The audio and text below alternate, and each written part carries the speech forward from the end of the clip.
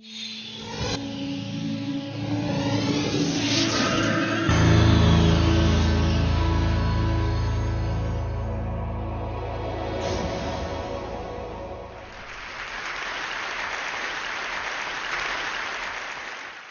morning. How are you? It's been great, hasn't it? I've been blown away by the whole thing. In fact, I'm leaving.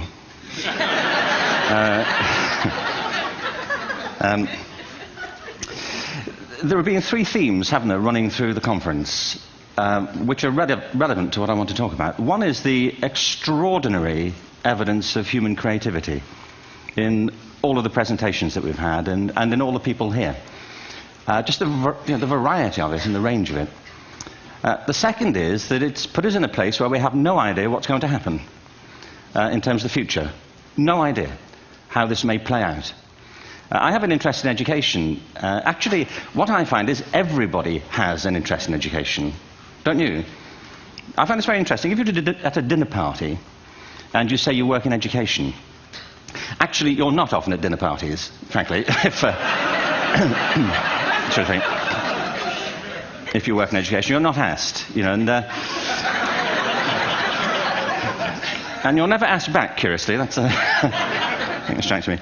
But if you are, and you say to somebody, they say, "What do you do?" and you say, "You work in education," you can see the blood run from their face. They think, "Oh my God, why me?" It's my one night out all week. But if you ask people about their education, they pin you to the wall. Because it's one of those things that goes deep with people. Am I right? Like religion and money and other things. So I have a big interest in education, and I think we all do. We have a huge vested interest in it, partly because it's education that's meant to take us into this future that we can't grasp. If you think of it, children starting school this year will be retiring in 2065. Nobody has a clue, despite all the expertise that's been on parade for the past 4 days, what the world will look like in 5 years' time. And yet we're meant to be educating them for it. So the unpredictability, I think, is extraordinary. And the third part of this is that we've all agreed, nonetheless, on the really extraordinary capacities that children have, their capacities for innovation. I mean, Serena last night was a marvel, wasn't she? Just seeing what she could do. And she's exceptional, but I think she's not, so to speak, exceptional in the whole of childhood. What you have there is a person of extraordinary dedication who found a talent. And my contention is all kids have tremendous talents, and we squander them pretty ruthlessly. So I want to talk about education, and I want to talk about creativity. My contention is that creativity now is as important in education as literacy, and we should treat it with the same status. Thank you.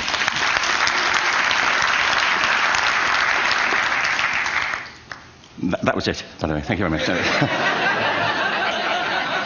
So, 15 minutes left. Well, I was born... No, I had a great story recently, I love telling it, of a little girl who was in a drawing lesson. She was 6, and she was at the back drawing, and the teacher said this little girl hardly ever paid attention.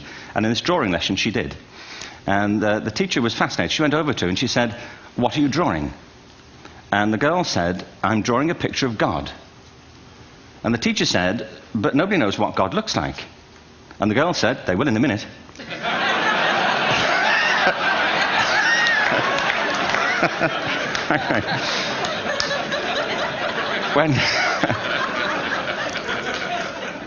When my son was 4 in England, actually he was 4 everywhere, to be honest. I mean, if we're being strict about it, wherever he went, he was 4 that year. But he was in the Nativity play. Do you remember the story? No, it was big. It was a big story. Mel Gibson did the sequel. You may have seen it. It was Nativity 2. But James got the part of Joseph, which we were thrilled about. We consider this to be one of the lead parts. We had the place crammed full of agents and T-shirts, James Robinson is Joseph. He didn't have to speak, but you know the bit where the 3 kings come in? They come in bearing gifts, and they bring gold, frankincense, and myrrh. This really happened. We're sitting there, and they, I think, just went out of sequence. Because we talked to the little boy afterwards and said, are you okay with that? And they said, yeah, why was that wrong? They just switched, I think that was it. Anyway, the 3 boys came in, little 4-year-olds with tea towels on their heads, and they put these boxes down, and the first boy said, "I bring you gold." And the second boy said, "I bring you mare." And the third boy said, "Frank sent this."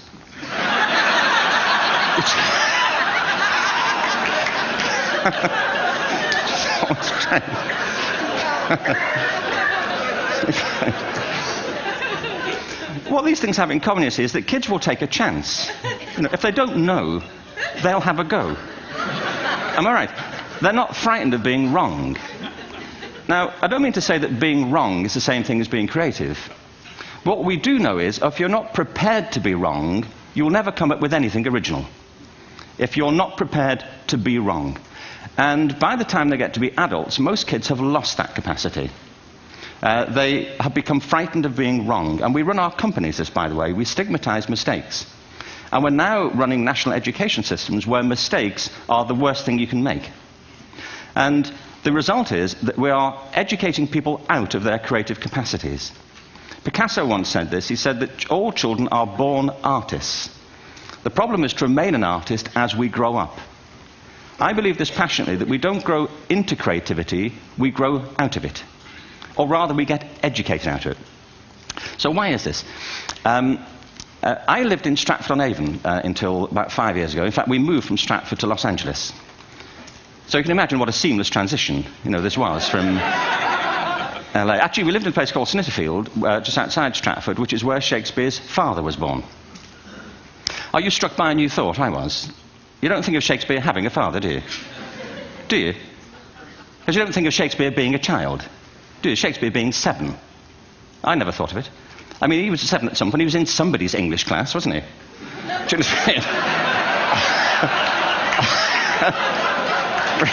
Really? How annoying would that be?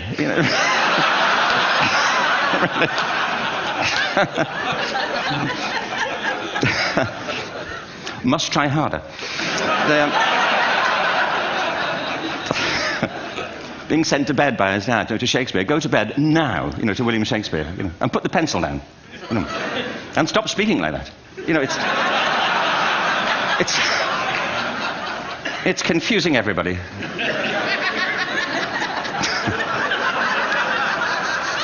Anyway, we moved from Stratford to Los Angeles, and I just want to say a word about the transition. Actually, my son didn't want to come. I've got 2 kids. He's 21 now, and my daughter's 16. He didn't want to come to Los Angeles. He loved it, but he had a girlfriend in England. This was the love of his life, Sarah. He'd known her for a month. Mind you, they'd had their 4th anniversary, because it's a long time when you're 16. Anyway, he was really upset on the plane. He said, "I'll never find another girl like Sarah." And we were rather pleased about that, frankly, because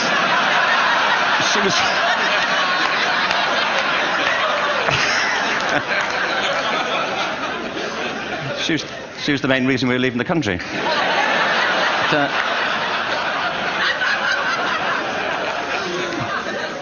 But something strikes you when you move to America and when you travel around the world. Every education system on Earth has the same hierarchy of subjects.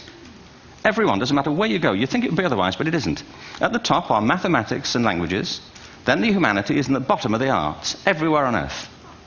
And in pretty much every system, too, there's a hierarchy within the arts. Art and music are normally given a higher status in schools than drama and dance. There isn't an education system on the planet that teaches dance every day to children the way we teach them mathematics. Why? Why not?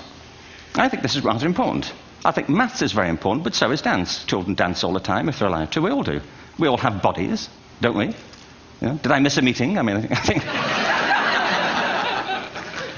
Truthfully, what happens is, as children grow up, we start to educate them progressively from the waist up.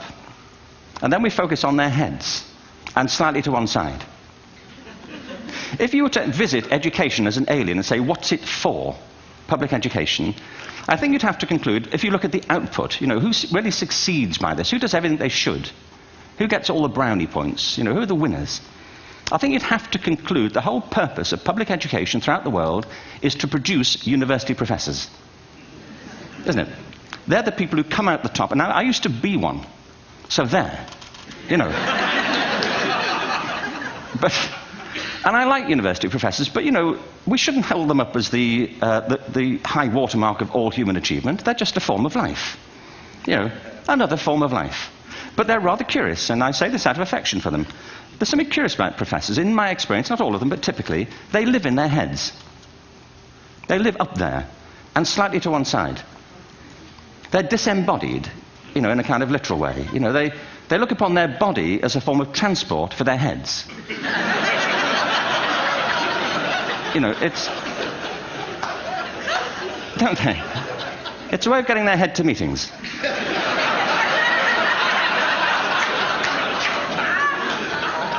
If you want real evidence of out-of-body experiences, by the way, get yourself along to a residential conference for senior academics and pop into the discotheque on the final night.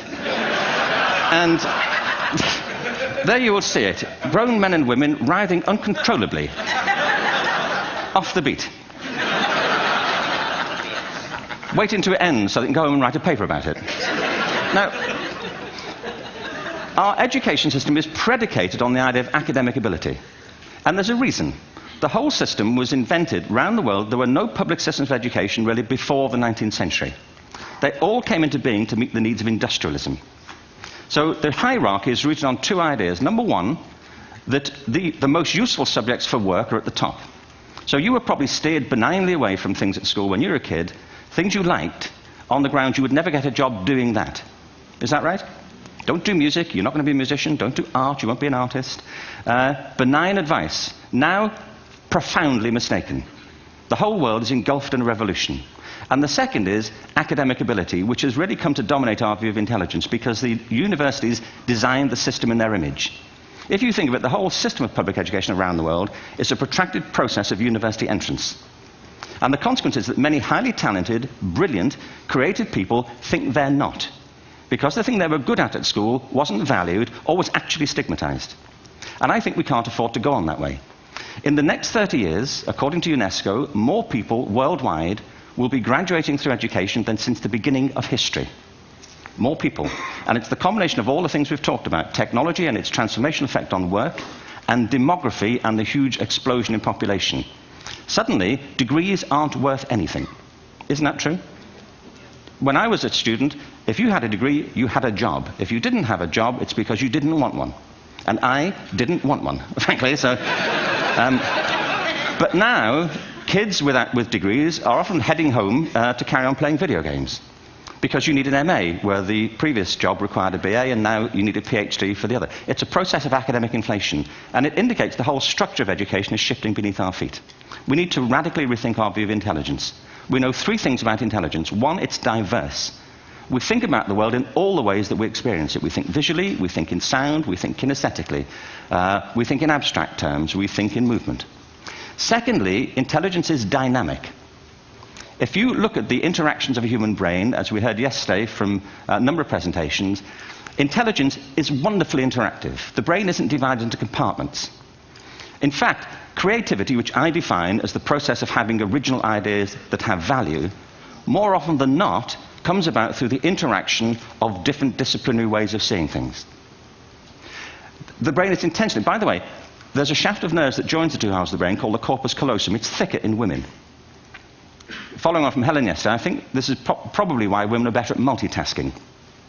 Because you are. Aren't you? There's a raft of research, but I know it from my personal life. If my wife is cooking a meal at home, which is not often, thankfully, but, if she's doing... she's good at some things. But if she's cooking, she's dealing with people on the phone, she's talking to the kids, she's painting the ceiling, she's doing open-heart surgery over here. If I'm cooking, the door is shut, the kids are out, the phone's on the hook. If she comes in, I get annoyed. I say, Terry, please, I'm trying to fry an egg in here.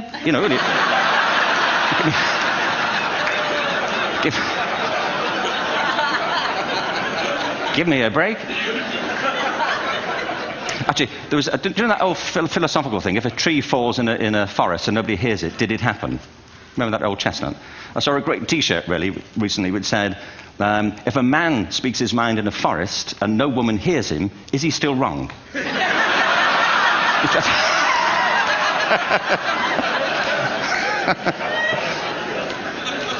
And the third thing about intelligence is it's distinct. I'm doing a new book at the moment called Epiphany, which is based on a series of interviews with people about how they discovered their talent. I'm fascinated by how people got to be there. It's really prompted by a conversation I had with a wonderful woman who most people have never heard of. She's called Gillian Lynn. Have you heard of her? Some have. She's a choreographer, and everybody knows her work. She did Cats and Phantom of the Opera. She's wonderful. I used to be on the board of the Royal Ballet in England, as you can see. And anyway, Gillian and I had lunch one day. I said, how'd you get to be a dancer? And she said it was interesting. When she was at school, she was really hopeless. And the school in the 30s wrote to her parents and said, we think Gillian has a learning disorder. She couldn't concentrate. She was fidgeting. I think now they'd say she had ADHD. Wouldn't you? But this was the 1930s, and ADHD hadn't been invented, at this point. So it wasn't an available condition. People weren't aware they could have that. Anyway, she went to see this specialist. So this oak-panelled room, and she was there with her mother, and she was led and sat on this chair at the end, and she sat on her hands for 20 minutes while this man talked to her mother about all the problems Gillian was having at school. And at the end of it, because she was disturbing people, her homework was always late and so on, little kid of 8, in the end, the doctor went and sat next to Gillian and said, Gillian, I've listened to all these things that your mother's told me. I need to speak to her privately. So he said, wait here, we'll be back, we won't be very long, and they went and left her. But as they went out the room, he turned on the radio that was sitting on his desk. And when they got out the room, he said to her mother, just stand and watch her. And the minute they left the room, she said she was on her feet, moving to the music. And they watched for a few minutes, and he turned to her mother, and he said, Mrs. Lynn, Gillian isn't sick, she's a dancer. Take her to a dance school. I said, what happened? He said, she did. I can't tell you how wonderful it was. We walked in this room, and it was full of people like me. People who couldn't sit still. People who had to move to think. Who had to move to think. They did ballet, they did tap, they did jazz, they did modern, they did contemporary. She was eventually auditioned for the Royal Ballet School. She became a soloist. She had a wonderful career at the Royal Ballet. She eventually graduated from the Royal Ballet School, found her own company, the Gillian Dance Company, met Andrew Lloyd Webber. She's been responsible for some of the most successful musical theatre productions in history. She's given pleasure to millions, and she's a multi-millionaire. Somebody else might have put her on medication and told her to calm down. Now, I think...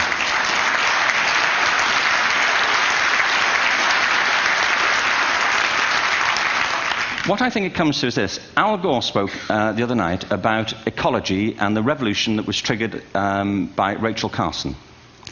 I believe our only hope for the future is to adopt a new conception of human ecology, one in which we start to reconstitute our conception of the richness of human capacity. Our education system has mined our minds in the way that we've strip-mined the earth for a particular commodity, and for the future it won't serve us. We have to rethink the fundamental principles on which we're educating our children. There was a wonderful quote by Jonas Salk, who said, if all the insects were to disappear from the earth, within 50 years, all life on earth would end. If all human beings disappeared from the earth, within 50 years, all forms of life would flourish. And he's right. What TED celebrates is the gift of the human imagination. We have to be careful now that we use this gift wisely and that we avert some of the scenarios that we've talked about. And the only way we'll do it is by seeing our creative capacities for the richness they are and seeing our children for the hope that they are. And our task is to educate their whole being so they can face this future. By the way, we may not see this future, but they will. And our job is to help them make something of it. Thank you very much. Bravo. Hierher.